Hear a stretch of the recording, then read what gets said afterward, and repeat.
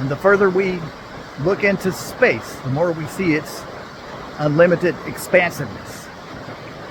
This process seems to increase the size of the known universe. But the known universe is only that portion known to us, or more accurately stated, that portion ever so slightly comprehended by but a few of us. That is, the hardcore scientists like astronomers and such. We know that each star is like a sun, and many of them are capable of having life-bearing planets in tow. There are known to be more stars in our own galaxy than there are people on Earth. And there are more galaxies in the universe than there are people on this Earth.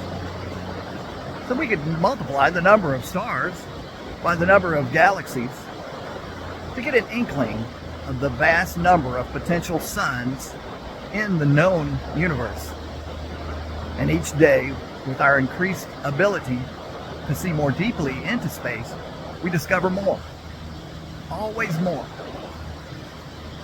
So there is every reason to believe that we have seen only a thimbleful of space in an allegorical ocean. And this universe may be but one of an infinite number of universes.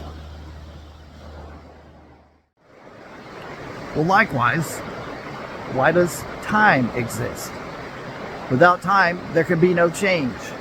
If time did not always exist, nothing could have changed into something from some perpetually frozen state of nothingness. And yet, why would time invent itself? Why would time itself exist? And why would anything exist? Even those esoteric things like time, gravity, or thought. But these esoteric things are quite real too, are they not? If created by a God, who and what created him, and why would he or it just exist? And why would such a conscious entity create such a vast universe of universes? The existence of anything and everything is a miracle. We are living within a miracle, whether randomly and spontaneously arising against all odds, or even more miraculous if spun into existence by some vast superconscious entity. Some may prefer not to call it a miracle, but a miracle is still a miracle, even by any other name.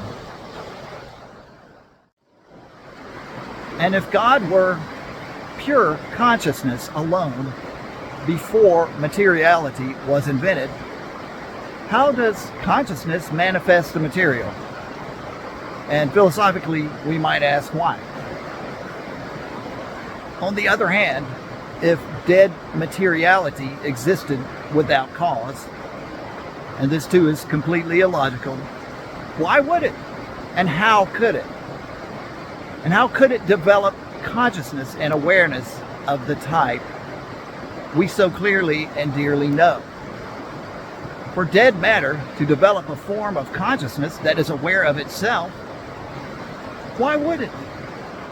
This too is a philosophical question one should query deeply before accepting as known all other scientific explanations, regardless of how plausible they may be.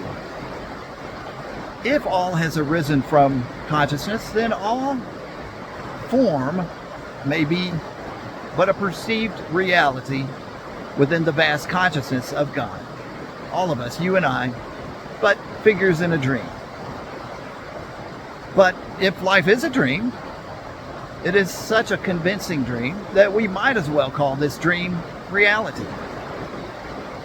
The origin of this reality does not diminish its realness. The very hard yet supple nature of a physical reality blended with conscious awareness.